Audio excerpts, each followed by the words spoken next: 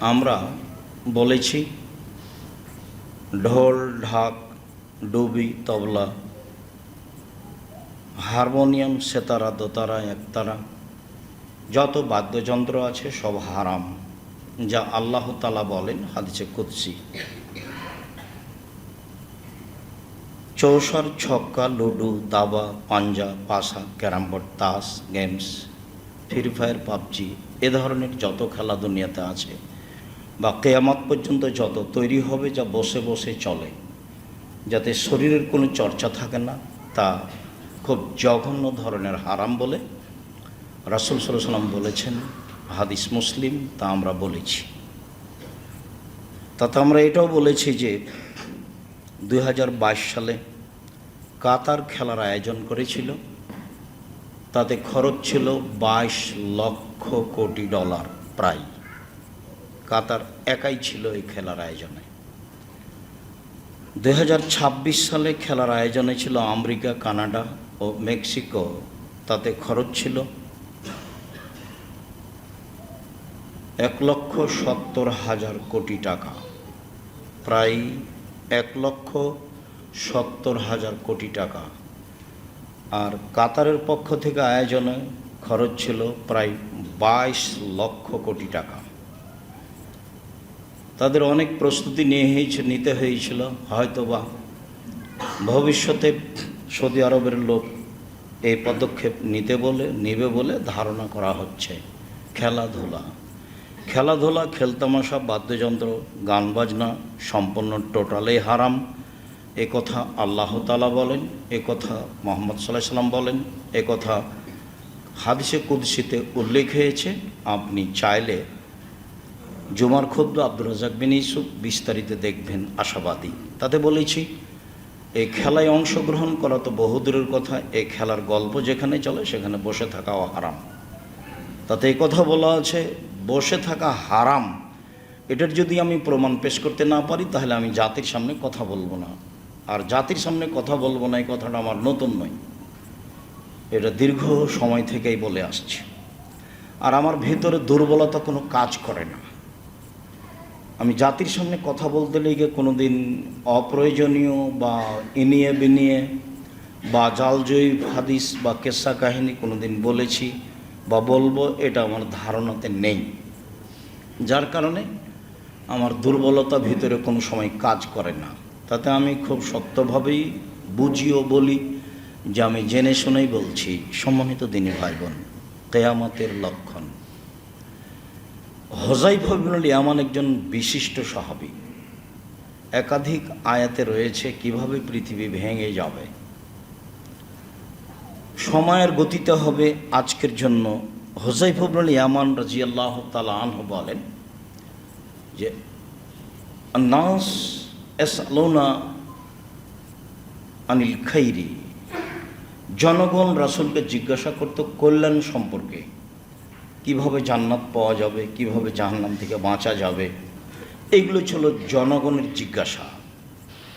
অকুন্ত আসআলু আনিশ শাররি মাখাফাতা ইদরিকানি, আর আমি নিজে হুযায়ফা ইবনুল ইয়ামান বিশিষ্ট সাহাবী, আমি জিজ্ঞাসা করতাম অনিষ্ট সম্পর্কে, খারাপ। মাখাফাতা ইদরিকানি, এই আশঙ্কায় যে খারাপ কখন আমাকে ধরে নেবে, আমি হয়তো বা বুঝতে পারবো না। আমার জীবনের কোনো এক সময়ে অন্যায়, অবিচার, হারাম, অরাজকতা, লুটতরাজ, অবিচার চলে আসবে, তখন আমার পরকাল হারিয়ে যাবে। এই জন্য আমি প্রায়ই আল্লাহ রাসূলকে অনিষ্ট সম্পর্কে জিজ্ঞাসা করতাম। মর্মে একদিন বললাম, আল্লাহ রাসূল, ইন্না কুন্না ফি জাহিলিয়াতিন শাররিন, আমরা ছিলাম পাপের মধ্যে, অনিষ্টের মধ্যে। আমাদের কাজকর্মের নাম ছিল জাহেলিয়াত, একটা কাজও ঠিক ছিল না।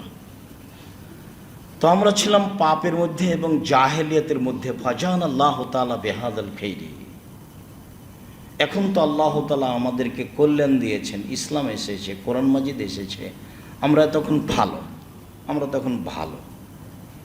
আমরা এখন মুসলিম, জাহেলিয়াত নেই, সত্য কথা বলি, নেই অন্যায় বিবেচনা করে চলি, 5 ওয়াক্ত সালাত আদায় করি, যেগুলো ইবাদত সেগুলো করি, এখন তো আমরা ভালো।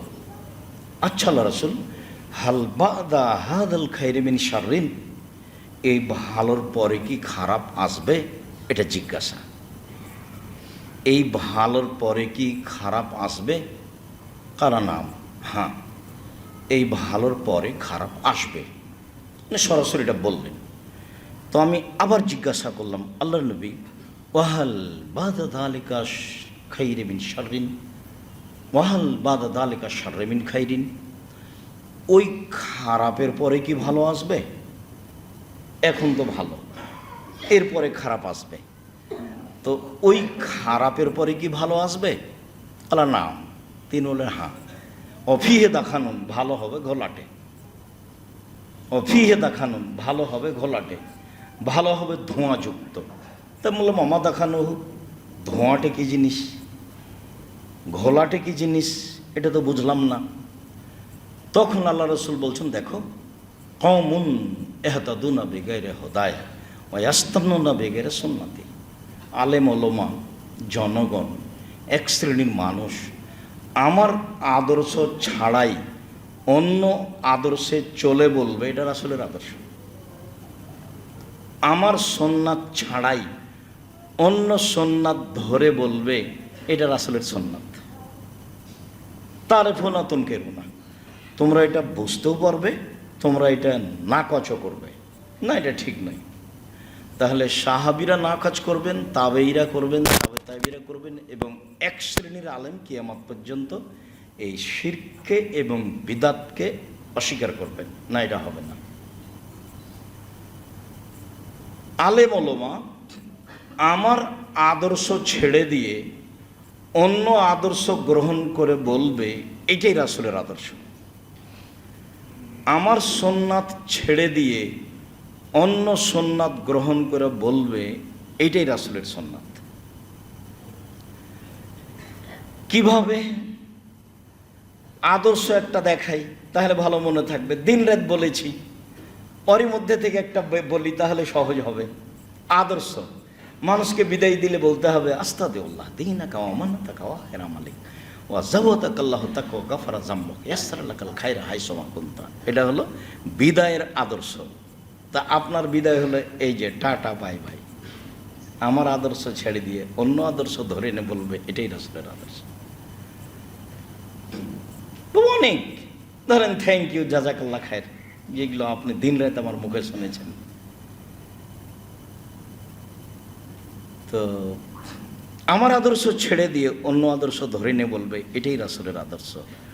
সুন্নাত, সুন্নাত কত আছে তার কোনো হিসাবই নেই, কত আছে।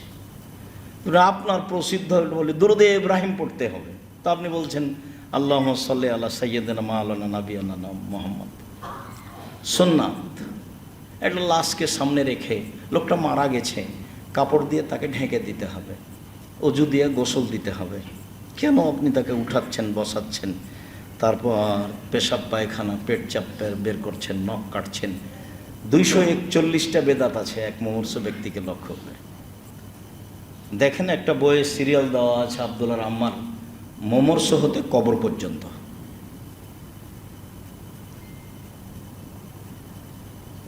তো আমার সুন্নাত ছেড়ে দিয়ে অন্য সুন্নাত ধরে নে বলবে, এটা রাসূলের সুন্নাত। বুঝলাম। তারপরে আমি বলছি, আল্লাহ রাসূল, হাল বাদা যালিকাল খায়রি মিন শাররিন, ওই ঘোলাটে ভালোর পরে কি খারাপ আসবে? সিরিয়াল বলতে আছে, কারণ না, হ্যাঁ, ওই ঘোলাটে ভালোর পরে খারাপ আসবে, সেটা ধর্মের নামে।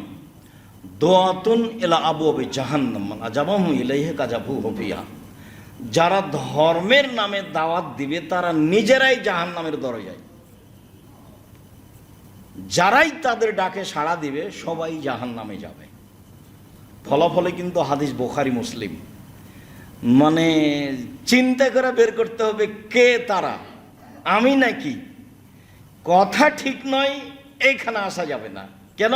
হাদিস বুখারী মুসলিম।